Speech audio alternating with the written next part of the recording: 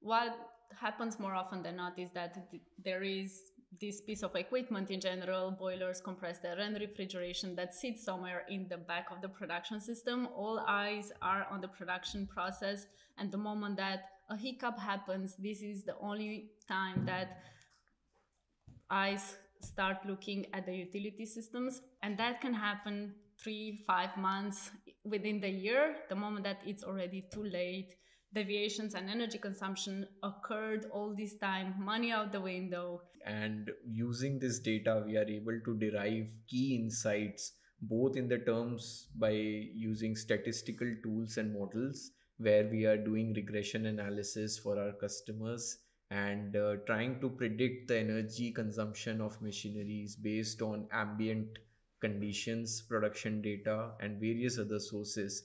This gives us a benchmark where we are able to see if there is any drop in the performance in the machineries. What if I want to see the KPI in more granular, to see by shift?